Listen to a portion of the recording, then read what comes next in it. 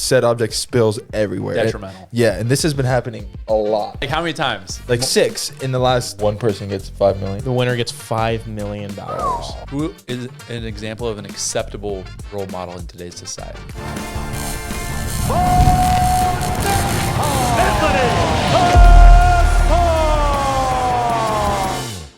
What's up, y'all? Football season is over, but Betr now has UFC, NBA, MLB, and NHL live in the app. You guys already know Betr Picks is the best daily fantasy app out there, and now they're offering a sweat-free play for first-time users.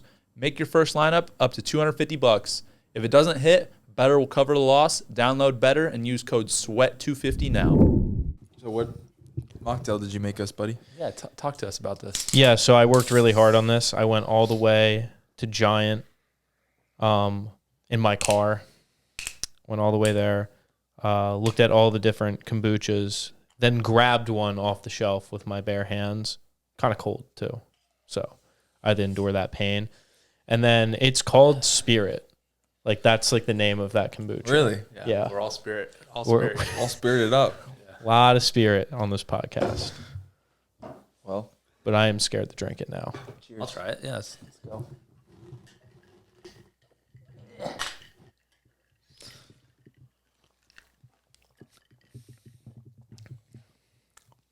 Not my favorite. Yeah, definitely not. Yeah. You tried it already or no? Not bad. It's just like doesn't have much of a flavor.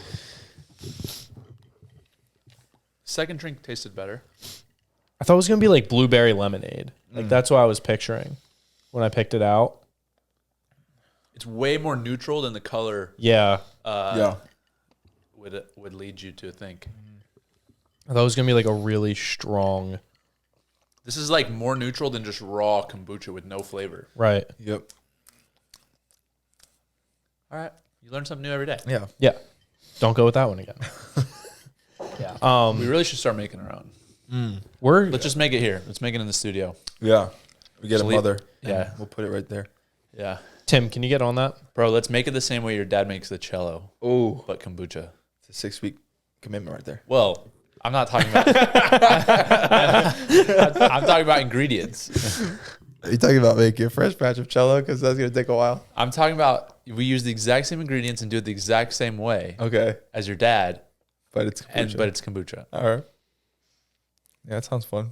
And then we drink it on ice like this during the pod, and no one knows that we're actually drinking. We are drinking kombucha. Or call it that at least. We'll call it that. People are calling us out about that. About what? Drinking on the pod. Drinking what? Alcohol. That's what they think. That's funny. That would be dope, Bro, you really think we're this amusing? bro. Drinking alcohol? Bro, imagine That's if insane. that's insane. Imagine we actually drink alcohol on the pod. First off, Ronan would have 2 sips, he'd pass out. Yeah. He's out. He's knocked. He's I'm sleeping. down for Me the and count. Tony just have absolutely amazing conversation. Nothing to do with anything. And immediately forget we're being filmed. Then Oh it'd be gosh, bad. we wouldn't do anything else other than podcasts. We wouldn't have to. We'd immediately be just swimming in views and clicks and sponsors. It would be ridiculous. One can dream. One day. For now, this will do. No, One never, day. never. We should do one. Dude, we'll you call know it what was so funny was Jimmy Tatro's old. What were they called? He would drink. They would drunk questions. Yes, bro. Oh, those were good. Dude, he was so funny. Dude, you know me, like, I could go off Yeah. on one of those. You imagine that? Be like, all right, everybody buckle your seatbelts because this is about to be a long ride. Oh, man. Oh, that'd be crazy. That would be. That would be fun. All right, Roro. All right, we got that out of our system. What do you want us to Yeah. talk about, buddy? Let's get into the book, man. Let's start Oh, Right yeah. away? Start All right, hot. well, I got it here, so. Start hot. Alright. I know you listen to an audio book like a little word I'm not allowed to say. Dude, I powered through that book. You I'm done listened to it on audiobook. You I'm done didn't it. read it. I'm It's done not the it. same. It's like the same. Yeah, I read that book in 2 days. Yeah. Really? Well, listen to it. Yeah, I was like, huh, okay. Nice. Yeah, just give viewers some preface here. This is Obstacle is the Way, the timeless art of Turning Trials into Triumph by Ryan Holiday. We're at the halfway point right now, and we're just pretty much going over what we think of the book. Maybe not even chapter by chapter, but kind of just lessons learned and kind of going over what we thought from our perspective. I thought the chapter on living in the present moment really stuck out to me. Basically just trying to be like more observant, not worrying about the past, not worrying about the future, but just like being as present as possible. Because that's when he talks about like, I can't remember the story exactly, but basically the chapter is about just making sure that in as many moments in life that you can possibly is just to kind of like focus on where you are and where you're at right now, not try and worry about too much in the future, not worry too much about in the past, because in theory, like that's one of the obstacles that stand in the way of people. They're so worried about what they did or what they will do that they can't enjoy what they're actually doing. Yeah, that's good. I feel like, what I've been getting from this, and what has been just like, I mean, it's one of the names of the chapters, but it's just like a continuously, just a continuous theme is like about how our emotions, like they're gonna happen to us. It's more about how we react to them, and not letting your emotions dictate your actions, right? Like being objective and being able to like keep a cool head and a level head despite the circumstance and despite how you feel. Because I feel like I think we allow our feelings to dictate our mood and then our decisions. And when we do that, we're really not going to make the best decisions, or we're leaving it ourselves more of a chance to make bad decisions. Whereas and I think that we all also think that we're so unique and like we're the only people that feel this way.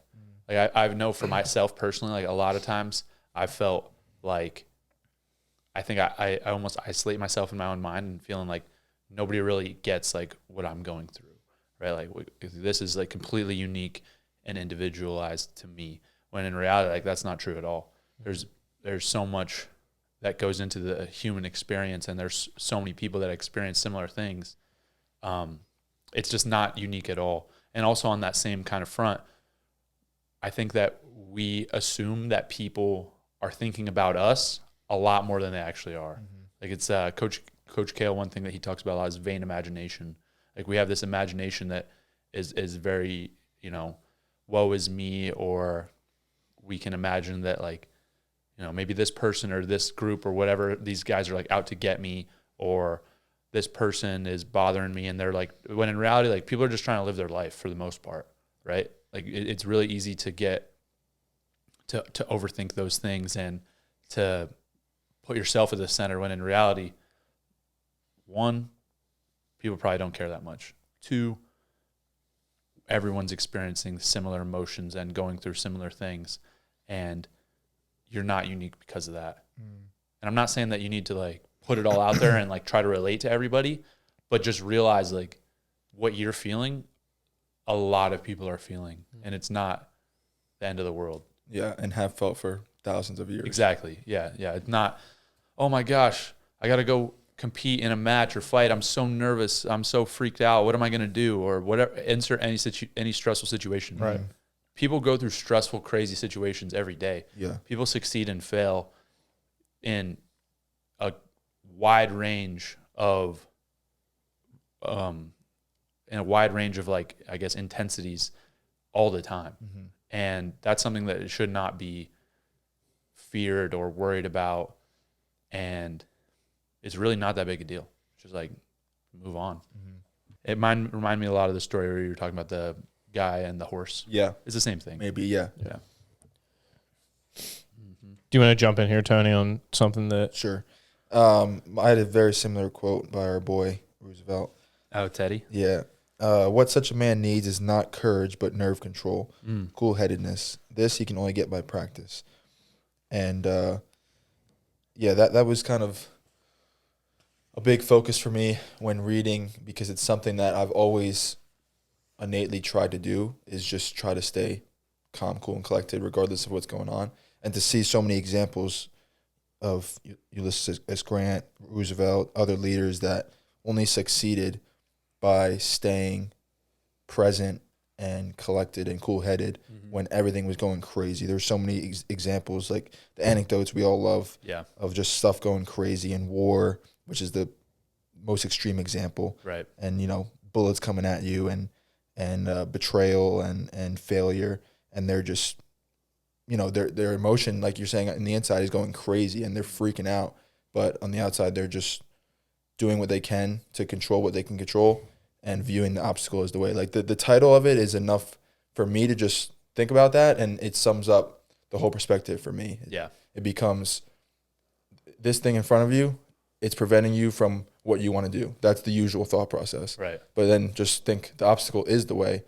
Now you think, okay, this is actually leading me towards where I need to go if I just find the advantage in it. And that sums up what I got from this first half is, seeing everything as an advantage. What stands in the way becomes the way. Right. Our actions may be impeding, but there can be no impeding to our intentions or disposition. So it's all leading us to where we need to go. But can we stay cool-headed enough to see that? Right. Yeah, and you actually said the word, but the main word, I think, it's like, okay, well, where do we go from here? It's about perception. And, that's something that we obviously talk about a lot, like perception is reality. I always, before reading this book, when you said perception is reality, or we ever talked about that quote, it always, to me, was a positive. It was always like, well, if I perceive this way, it's going to be this way, or like, it's always almost like good. It's like seeing good in a bad situation.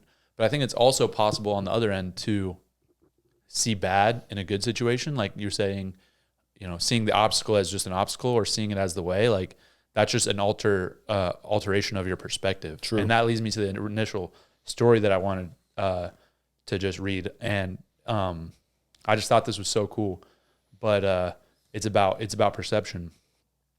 And so it says, once as an Athenian general, Pericles cast off on a naval mission to the Peloponnesian War, or in the Peloponnesian War, the sun was eclipsed and his fleet of 150 ships was cast into darkness.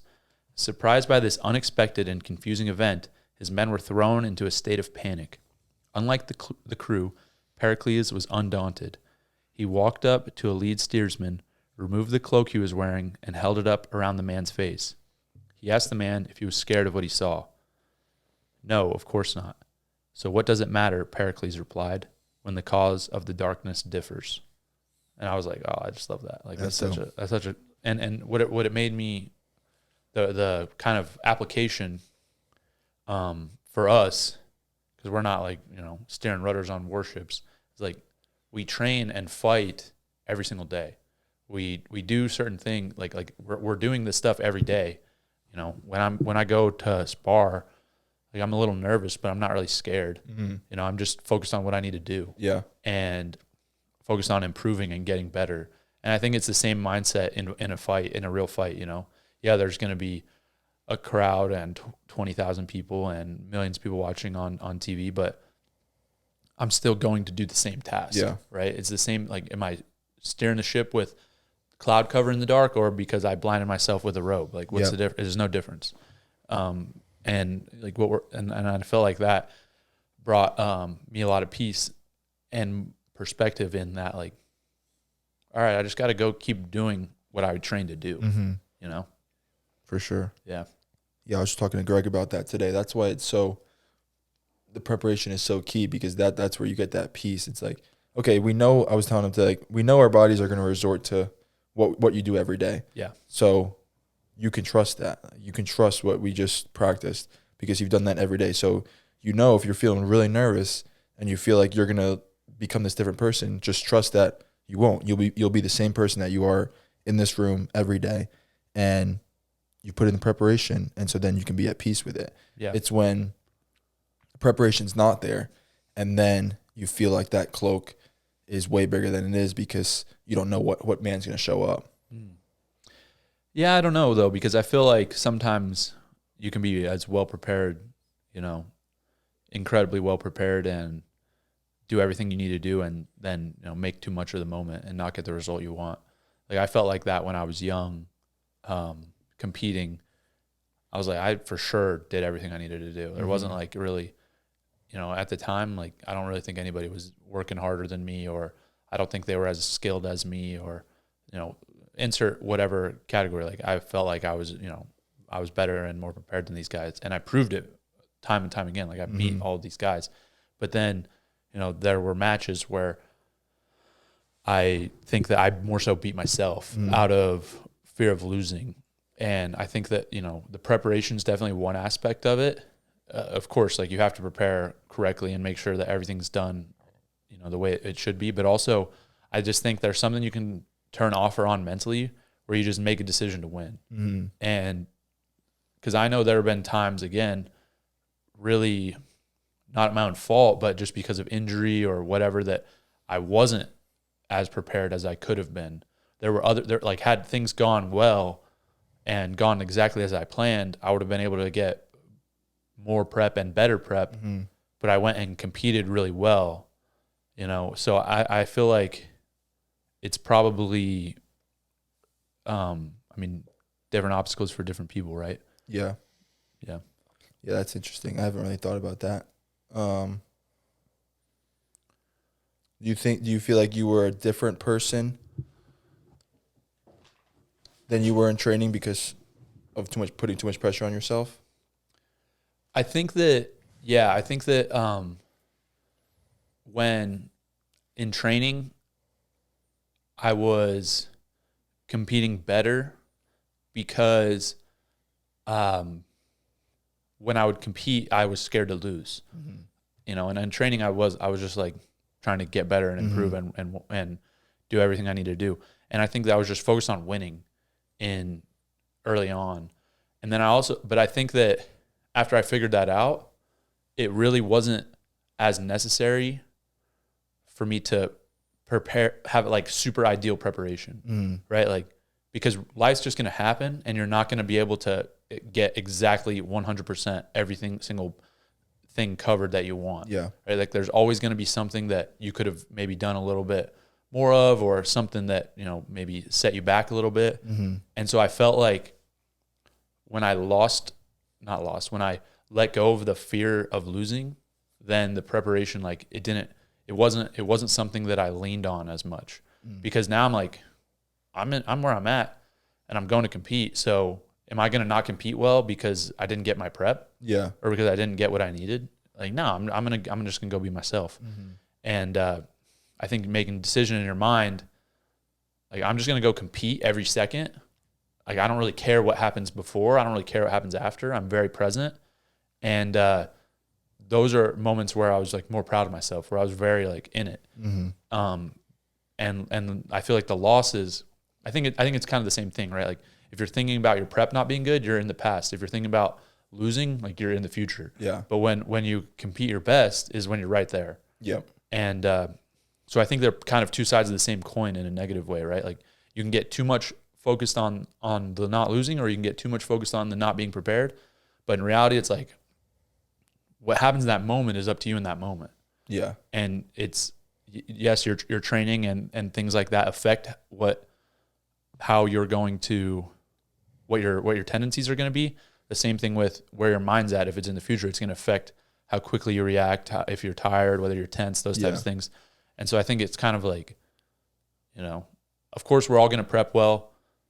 I think we definitely can't focus too much on the results, and then like that balance, from what I've experienced, has been the best recipe for success.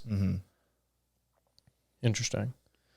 To pull it back in the book, something that I recognized while reading it is so as you like read through it, so like the first title or the first part is basically all on perception, right? And then it goes in talking about like recognizing your power. Once you have power, you have to steady your nerves. So it's kind of like going through all the different obstacles that one may face, and like Holiday trying to go through that progression with all these different stories to show like depending on this situation. So like if you have a lot of power, like then you're going to do something crazy. Like, so when you do something crazy, you have to steady your nerves, like be present in that moment. After steadying your nerves, like you have to control your emotions. So I think it was interesting how he ordered it as of like trying to treating each, I don't want to call it chapter because that's not what it is in the book, but each message as like the next obstacle that one may face going through like the outline that he kind of presented to the reader.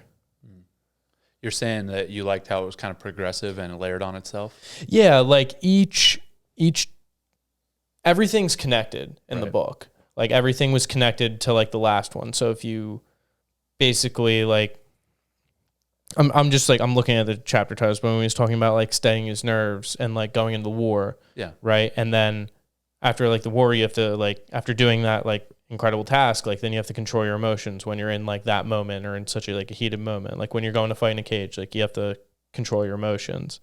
And I just thought that was like super interesting on how he kind of went through the book and said like, all right, so this might be the next obstacle someone may face. Like, what can we do about this? Mm-hmm. Next one, then kept going through it as it progressed. Like branched, off each other, right? Like one thing leads to the next. Right. Yeah. Yeah. No, I think that's cool. I think that it's very practical. I think sometimes that it's really hard because we're all living life and there's a lot going on to keep these things in mind. And so I feel like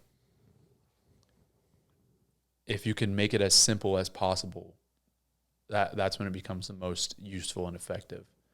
And I think that a good example would be when you learn technique. So we can talk, obviously, since we're fighters, about fighting, or wrestlers, we can talk about wrestling techniques. When you learn a takedown, or as a golfer, when you learn how to swing a club, if a professional golfer was to teach somebody who's never played golf how to swing a club, they're probably not even going to be able to say every single thing that's going on in their mind when they're swinging the club. They're going to like keep it very simple for them. They're going to be like, all right, square your feet, put the ball in the center. All right, keep your elbow to your side, take this arm back, and then swing through the ball. It's going to be like that. But in reality, what's going on in this golfer's mind is like 10,000 things. Or it's the same in fighting or wrestling. When you're thinking about throwing a straight left hand or a hook or shooting a takedown, if we're to try to explain that to somebody who's never done it, we're going to keep it super simple. And so I think that like that's a lot of information, obviously. It's like 180 pages. So it's like, how do you digest all of that and like condense it down into like simple ideas? Because in reality, let's say there's, I don't know how many different kind of sections there are, but let's say there's even 50. Like that's a lot of things to remember on a daily basis, Yeah. So the last question I had before we kind of switch gears here is, do you think that this book, as so far if you have read it, because I'm curious on how our opinions might change, but do you think this is a book for somebody that's like already successful and kind of reestablishing that knowledge, or somebody that is looking to become successful or maybe facing an obstacle? Like they actually have an obstacle in their way and it might be themselves, whatever it is.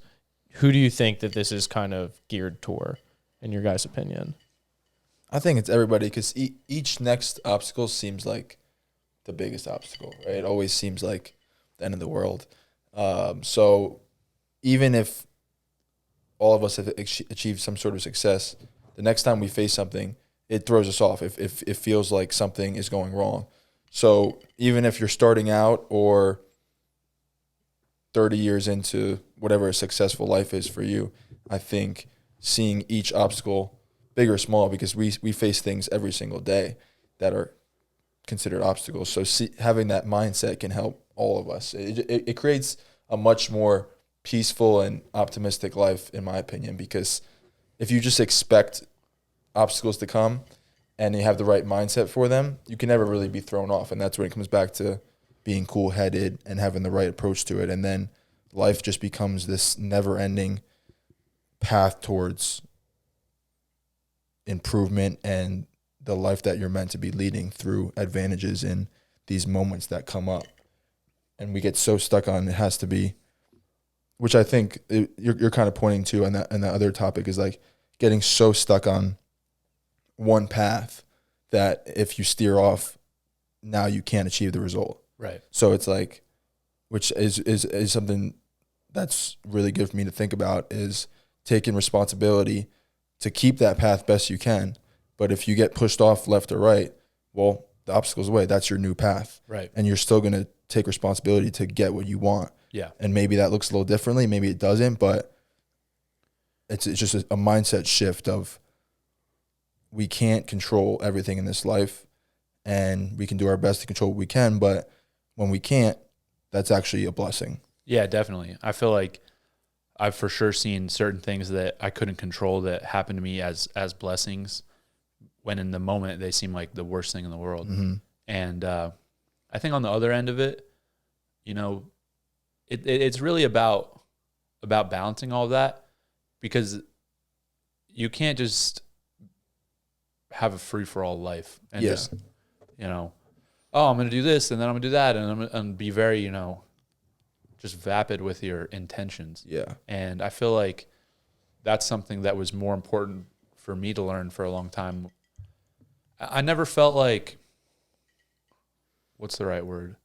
I never felt like I wasn't committed to my goals, but I felt like, I actually think I felt way more committed to my goals than I actually was. Like, I'm like, dude, I'm freaking doing everything. And in reality, it was like, there's a lot more you can do to improve yourself. That's just straight up real. It's not, has nothing to do with your mind. Yeah. And so I felt that I think different people need to learn different lessons. And my initial lesson was just to not be fearful of the results. And then from there, it was like, now I'm ready to kind of realize what a new level of like commitment and discipline looks like. And through that, I kind of started to understand that, hey man, this like stuff's going to happen, and you got to make real life choices that maybe aren't going to perfectly align with everything that you have planned, or, you're put in circumstances that don't align. And so, but that's reality. It's like, now we got to deal with this.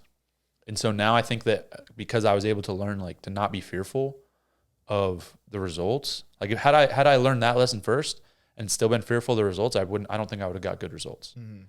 But because I was like, then not afraid, I was like, all right, let's do it. Like, I'm going to do what I can do. And it almost brings more of a peace versus a pressure or a feeling of anxiety that you have to do this because this and that and that. It's like, I'm going to freaking let it rip. Yeah. I'm going to do the best I can, but regardless, I'll figure it out. Yeah, exactly.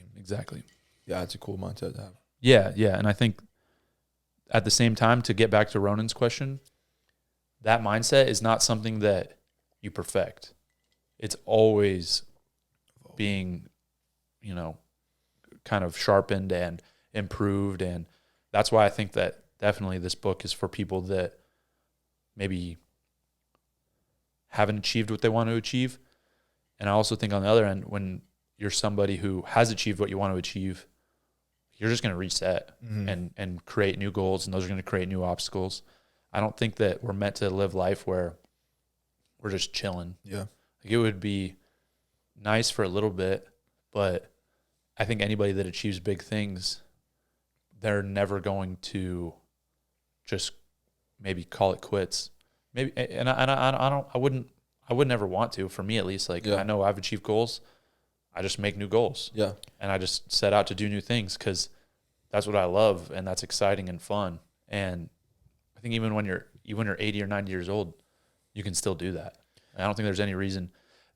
I think the world puts us in this weird box as humans, as people, that, all right, you're from 0 to 25 or whatever, you're kind of like learning and in school and just like figuring yourself out. And then, from 25 to 50, you're like really grinding and trying to provide and do a career. And then after that, you're you have kids and grandkids, you're trying to like, it's like, I don't think those things are very idealized, and it doesn't really have to be that way. It can be that way if you want it to, but it can really also just be like taking things in stride.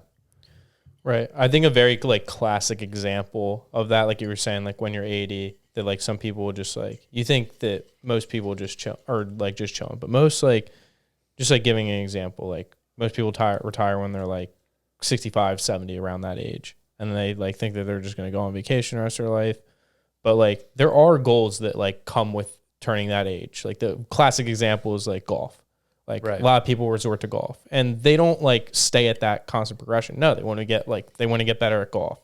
Or another example is like, well, they want to start traveling, and like traveling the world is like a goal for some people. Like, definitely. So I think that you're right in getting back to the question that it's a book to kind of like reframe yourself and to, you know, there's always going to be an obstacle in, like, not to like be cliche, but there's always going to be an obstacle in the way. It just, the obstacle is forever going to change for an individual. Yeah. And that's exciting to me. Like, I love having a new obstacle. And I feel like it was really hard for me to accept my goal, as I feel like I didn't achieve everything I wanted to in wrestling. And that was hard for me to move on from, because I wanted to get what I wanted, right? And I'm very driven. So that was tough, but having a new obstacle in fighting was like so refreshing and exciting for me. And I think people sometimes get scared to have a new obstacle and to almost just start from scratch, when like, I don't know if it's my mindset, or I don't think I'm that special or unique. I think that have a lot of good people around me, so I've been able to learn a lot of cool things. But my point is, like, that was really fun, and I would assume that it would be really fun for other people as well. Yeah. To like I'm gonna do this new thing that I'm a freaking beginner in, but let's figure it out. And I have all this wealth of knowledge and experience behind me in a different area. How does that apply? And what can I learn? What's new, right? And like what's different about this than that? And like, I don't know. I feel like I just think that's fun. Yeah, it means you're alive and you're trying to do something. Yeah. As opposed to most people, they fear those obstacles, and we've all experienced it at some point. Maybe we fear an obstacle, so we stay in our comfort zone. But that provides the same, if not more, obstacles, because now you have regret. Now you have a lack of drive. Now you're unhappy with maybe parts of your life. Now you don't feel the emotions that you usually feel when you're striving for a goal and all these things. So no matter what, there's going to be pain and obstacles and discomfort, but it's just, wouldn't you rather have that in a forward progression towards something that you say you want, as opposed to just like coasting through life until you die? Right. So it's good for anybody, because everybody in the world right now can think of multiple obstacles that they're facing right now. And now you just have to decide, okay, is that something that I can use to my benefit always? Is it something that I'm choosing because I'm choosing to resort to an easier life? Okay, I can change that. Or is that an obstacle that's there because I'm at point A, but I said I want to be at point B, and therefore this is coming up. It's like, well, yeah, of course it's going to. You're not going to just get there. So it's like across the board. It's a great book. Definitely. And that's like everything you said is like why the obstacle is the way, right? Because it's inevitable. No matter what you're doing in life, they're coming up. Yep. They're coming. And so you either get the ones that are given to you, or you choose the obstacles that you take. Yep. You know, but no matter what, they're coming. So you got to, I think the whole point of this is like, go for that. Yeah. Love it. Yep. Let's bring it back into... Yo, you didn't write a single thing down. What? I'm just kidding. I was just messing with you. It's recorded, so we're good. You can watch it back. I want to go into a tweet that you actually retweeted the other day, which I thought was really interesting. Dude, it's not like a crazy profound tweet. It's just a good tweet. Yeah, it was basically somebody asking who are some role models for kids to look up to in today's society. The tweet was, Who is an example of an acceptable role model in today's society? So just acceptable was the word. Okay. That I think it even maybe said for young men or something like that. Who's an acceptable role model for young men? Who'd you say? I just retweeted it. Oh. I was just like, I want to know who everybody thinks is an acceptable role model. Gotcha. Yeah. I was curious who you guys would think, besides yourselves, would be like an acceptable role model for young kids nowadays. Like, Someone living? Yeah. I don't think they have to be. Yeah. I think it could be whoever. I feel like, I feel like my goal right now is not to like be a role model. I understand I'm kind of like in that situation where there are people that look up to me, but it just seems weird to like want to be a role model. Because I feel like, again, I have a lot of things wrong with me. Like, for example, with my son, I want him to be better than me. Mm-hmm. I want him to like be more successful and more happy and wiser and do more things and all of that. So I don't know that I really think of myself. I used to think of myself as a role model, I think, but now I just think of myself as like, I'm trying to make the best decisions and, be a good person and chase after what I'm going for.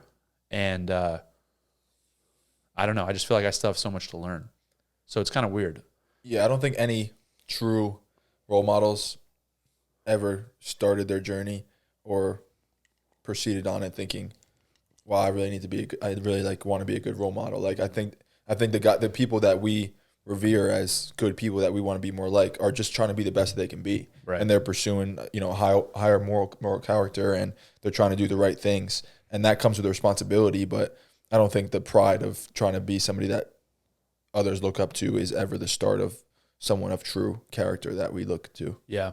I think it's kind of weird because I feel like when I was younger, there was always I felt like I had a lot of role models growing up, just from my dad to different wrestlers and people I was around, and I think very fortunate, very very fortunate to have a lot of good role models. So I wanted to be like them. I was like, they're my role models. I want to be a role model.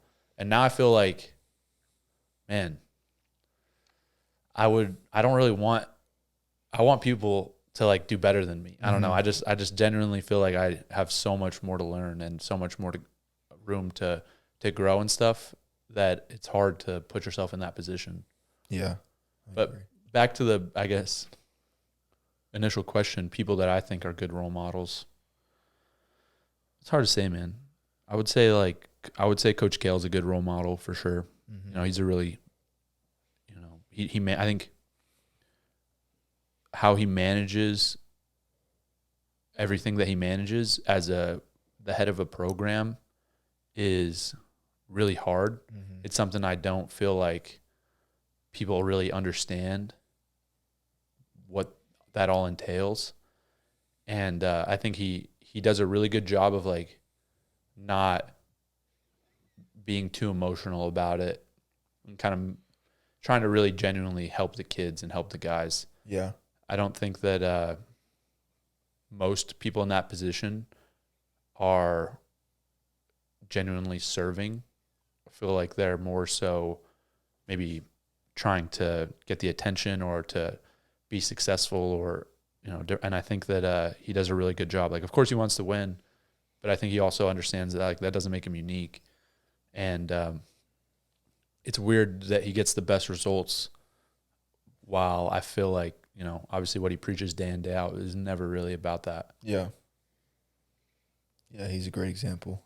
Mm-hmm. I was going to say, like, I think the question's like a little bit too vague because I think that people should have multiple, like, people that they look up to. Like, you should be able to pull something from, like, everyone. Like, if you want to learn about business, like, you're not going to choose, like, X football player or X, like, someone. You should take that, like, that one quality from that one person. Like me, I want to be like that. Like I want to take like Mr. Beast's generosity, like, or Steve Jobs. Steve Jobs. I knew you were bringing Mr. Beast. I was literally sitting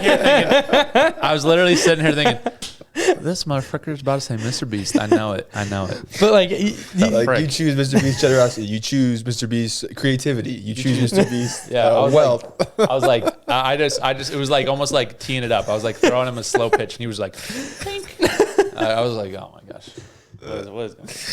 But regardless, like I think that people should be pulling different perspectives from different people because you can't just like. No one is ever going to be like Jocko Willink or like Joe Rogan. Like you might be able to like look up to Joe Rogan's like comedy style, or then like you need to pick and pull, because at the end of the day, like you were saying, like that's how people become, like the next generation becomes better than us. Yeah, because they're pulling a bunch of different ideas from other people. Yeah, and you know what? I think I just realized like the biggest and most important thing in a role model, and what should be looked at for men more than anything, is like when I look at what I think a good role model should be, they should be a good husband and a good father. It's like that's all that men should really be trying to do, and going after your goals and things like that is a big part of that, because as men, I think that we're made to do those things, and we're made to like kind of have something we're pursuing, and that's part of what it is. But at the very base of like being a role model, it should be like being a good husband and a good dad. And I feel like when I think of my dad, like that's what I think of. Mm-hmm. And that kind of goes down the line, right? If that's what everybody's role model was, I think everybody would be in a much better place, because it's the person, one, you get to spend a ton of time with, and you look up to from the very beginning, and two, it's really transferable down. Like you can give examples of 100 different characteristics that are positive, and these are all part of it. But you could say, like I said, creativity, discipline, generosity, like those things are all good. I'm not saying they're bad, but what really like will transfer down to another person? Mm-hmm. Maybe some of those will, but I think that like if you can focus on like how to be like a good husband to your wife and a good dad to your kids, that's like the most transferable, I guess, information and like role model example that I could think of. Yeah, it's like you're saying, it's tough because you might see someone that you want to be more like business-wise, but maybe he's not the best example as a dad and a husband, and so then kids can get swayed by maybe attaching onto what's good about someone, but then also copying what's not so good. And then maybe on the reverse, you find someone that's really good at that, but maybe is struggling financially or this or that. So I think what you're saying is pick and choose. Obviously, that's relationally is the most important thing. But then coming at it from a faith perspective, like God came to this earth to give us the best role model we possibly can have. And so that's what if I look to someone that I want to emulate every single aspect of him, it's always going to be Jesus, because that was the point of him coming to this earth, was to save us and to show us how to walk on this earth. Right. Now, he wasn't, he technically is a father, but he wasn't a husband. Well, if you think about it, who was Jesus's bride? It was the church. Church, exactly. Right? So like he was. Yeah. Right. And in a way, it's like we're all God's children, right? And Christ and God are the same. So it's like, that's still the same example, right? And like you said, the ultimate example, right? Because every single person that we look to, no matter what, is going to have some type of flaw. Mm-hmm. They do this really well, but they don't do this really well. Or they're great here, but they're not great here. The only person that walked the earth that didn't have that was Jesus, mm-hmm. right? So he's the ultimate example of a good husband and a good father, and in every area, right? And so, yeah, you're hit the nail on the head. No pun intended. Yeah. Sweet. Something else that I wanted to bring up that involves Mr. Beast, which I thought was really interesting. Go for it. He's producing a show on Amazon Prime. Nice. $100 million budget. Winner's going to get a $5 million cash prize. One winner? One winner, 1,000 contestants. Whoa, 1,000? 1,000. That's aggressive. Do you know what it is? It's called the Beast Games. Oh, so it's just like some type of Survivor type scenario? For example. They didn't they weren't able to release any details on it yet, but He'll probably Beast give games. out like prizes to a bunch of people. But Yeah. one person gets $5 million. The winner gets $5 million. Wow, biggest that's dope. biggest cash prize in TV show history. Yeah, I was about to say they're really doing that up. Yeah. Most shows it's like a milli. That's it. Like the top. Yeah. 5x of that. Good for him. That's like one of the most insane things I've ever heard. Yeah. Are you going on it? No, I didn't get chosen. Did you apply? Yeah, Did you? yeah, They already chose him? yeah. Wow. I mean, the show's gonna come out. That's I feel like this end of this year, early next year. I feel like you should have got picked because that's 1,000 people. That's a lot. yeah.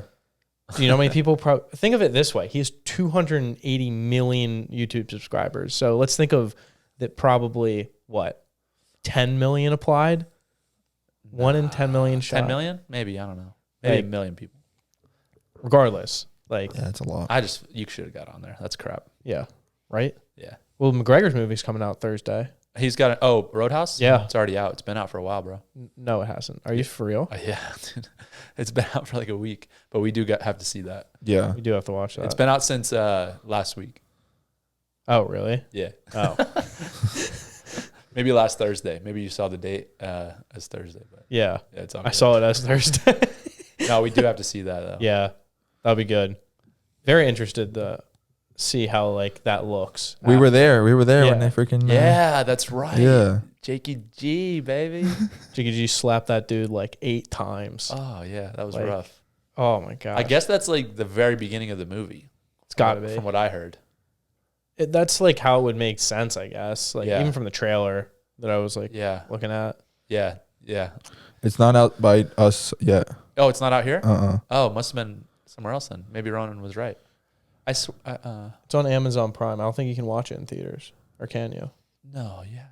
I also thought it was out, but I think McGregor tweeted today, March 21st, which would be Thursday. Hmm.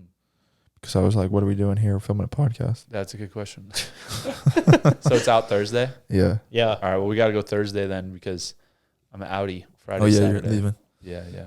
All right. Where the heck are you going, man? The freaking moon. Oh, man.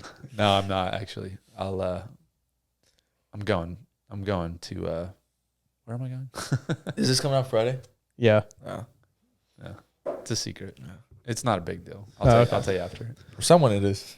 Yeah, maybe. For someone it See how is. it goes. A new topic that I wanted to get into. New topic. New topic. I want to call it grinding. What grinds your gears? Did you say new topic or new topping? Well, new topic. Pepperoni. It's called grind your gears. All right, grind your gears. What are some things that people do that annoy you? Whatchamacallit or something?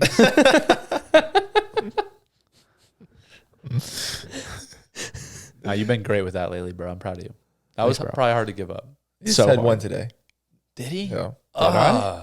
Was I here? Yeah, you're here. Well, I just Went over it. I brush it off now. It's tough. It's tough. I don't like these questions, dude. I don't like the pet peeves question. Yeah, what are your icks? Yeah. I feel like, what are your icks? I wrote some examples down. Okay. All right, let us get Tell going. us what yeah. grinds your gears. People who can't drive well. General. Good. General. Keep it general. People that can't say the word mirror correctly. Ooh, that's not general. That's personal. Wintertime in general. So general. So general. Yeah. Winter. People with no ambition. Grinds my gears. Okay. Okay. Everybody from Dallas. That's weird. Dallas to is the like one of the specifics. best cities in the entire country. Low calorie ice cream. It's stupid. Oh, yeah, dumb. That's a stupid idea. I mean, if you're cutting weight, Bro, You you, would and appreciate George friggin' tricked yourself into thinking Halo Top's so good for like 4 years. It's not good. as I was explaining, was if you're cutting weight, it's amazing. It's not though. It's just not. When you're there, it's good, but no, as a whole, it's Yeah. a trash industry. Go ahead. People that take too long to order Starbucks, like they gotta like name more than 15 things. Okay. People who post their cold plunges online, stupid. My last one was stamp prices. Stamps are expensive. Yeah, stamps are crazy. I tried to buy one the other day, and the guy told me it was like $600. What? And I was like, sir, I want a single stamp. And he was like, oh, I thought you wanted a whole freaking roll of them. I was like, no. I thought you wanted 10,000. Yeah. They're 6 cents each. So I thought you wanted 10,000 like, stamps, obviously. Dude, I will never mail another letter in my entire life. Just give me one stamp. One stamp. That's amazing. That's funny that you two like relate on that. Yeah, that's weird. Dude, stamp. Well, I mailed my taxes last week. I had to go buy stamps, and it was like $12. Write it off, bro. Write it off. Dude, I don't give a shit. It's like that's so much money. It grinds your gears, dude. You gotta write that off. Really grinds my gears. All right, let me think of something that grinds my gears. I don't know. I don't have anything. Nothing that annoys you? Tofu. Vegans? Yeah, but like I just feel like I can't get annoyed by someone that dumb. You need to care about something that annoys you. Yeah. So that's why, like, I don't have many of those. I don't like... What do I not like? I don't know. I don't like when my wife gets me the wrong kind of chips. I just like the salt. Just give me the salt. Really? Yeah. I like the siete? Yeah. You don't like the fuego, the queso, salt, vinegar? I mean, they're okay, barbecue? but I like the salt's my favorite. Really? Give me the salt. That's all Interesting. I need. That's the only one I don't get. Really? Yeah. I'm very keep it simple. You know, with that type of stuff. I'm like, don't switch it up. Just keep. She got me one bag of just the sea salt and another bag of the salt and vinegar. And I was like, I'll eat them. Well, if we're talking wives, then you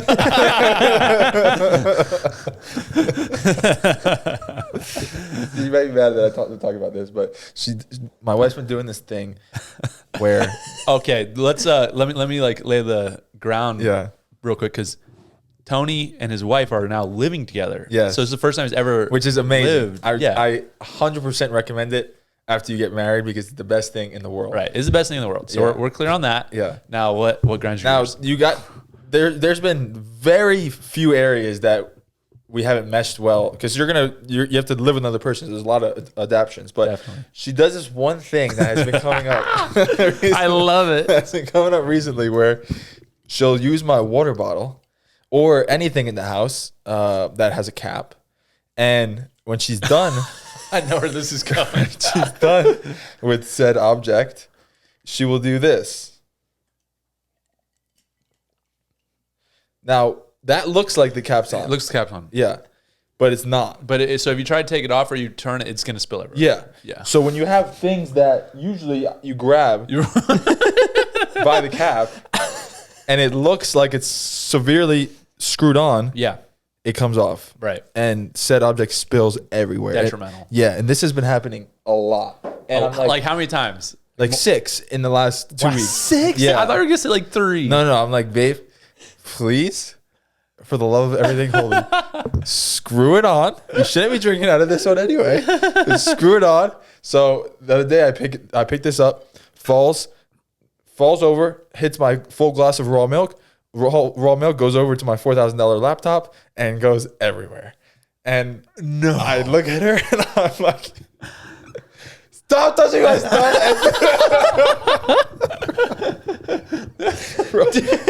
Oh, so wow. bad. I walked into the house when I was back in Jersey and my family were just like, what is wrong? And I was just like, no. Don't bring it up. Bro, so question. This is the most important aspect of it. Does she feel like the behavior needs adjusted? Yes. So it's fine because she's working on it. She's working on it. It's not a big deal. Yeah, it's a lifelong habit that maybe she knows she's going to come right back to it, whatever it is, but it's not something I ever think about when I go to pick something up. No. So no, never have, never will. Yeah. Picked up dog's treats, boom. Everywhere. Mason jar, everywhere. Dog can't have that many treats. They're all over the floor.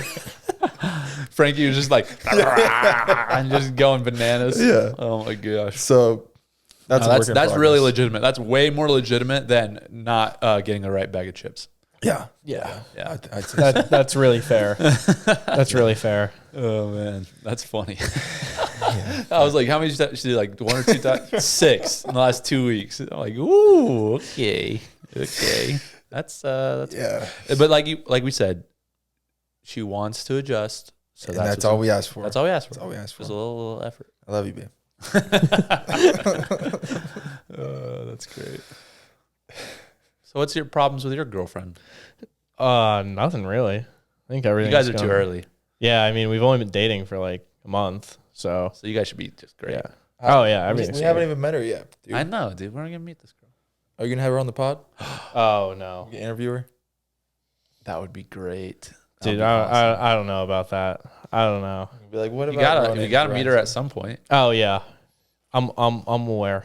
Oh, so you've been thinking about this? Oh yeah. Thought about it every single day. I walk in the practice today. I'm like, oh my gosh. Why are you nervous? What makes you nervous? It's like You think my we're gonna girlfriend. be mean to her? No. It's like my You're gonna girlfriend. be mean to you in front of her? No. It's like my girlfriend meeting like my older brothers. Like Okay, I that, get that. and I don't have older brothers, Right. so I have. So you don't know what that's like. No. Tell me what it's like to me. At first you're just like making sure that everything's cool and they're not gonna like try to steal her. And then, but you don't have to worry about that with us. So the next level is just making sure they're gonna be nice to her and not like say anything weird or like expose you. Yeah. And then third, like then they start being cool and then they love her to death. All right. So you just have to go through those few stages. Nothing to worry about. No, all right. That's fair. I can do that. Yeah. Huh. I don't know. That's crazy when you screw it all the way on. Betr has a new free-to-play game for the March Madness basketball tournament. Okay. We're going to go through the free-to-play game, and frick. Betr users have a chance to win up to $10,000 if you go 8 for 8. Oh, we should make picks. I almost hit my March Madness like years ago. Oh, you did, bro. I Yeah. remember that. Yeah. You only missed like one. Yeah, because it's really just random at the end of the day. Yeah. You didn't. That's. I remember. I do remember that. Yeah. Here we go. These are like way more general. Like we're not going through teams or anything. Oh, These all right, are go ahead. like more or less than 1.5 game-ending buzzer beaters. For the first round, The tournament. It's through the entire thing. 1.5 Yeah. more. It's Less. the entire tournament, bro. Entire tournament. Less. I was also going less. Time out. That just means 2. I know what it means. I know what it means. I'm telling you guys that there's 64 teams in this tournament. Well, search how much there were last year. Yeah, How good many- question. Game-ending buzzer beaters? It was Yeah. probably 2 or 3. But I'm just going to say, so first game, there's 32 games. First round? Excuse me. Thank you. It's 32-16 is 48, plus 8 is 56, plus 4 is 60, plus 2 There was just one. is 63.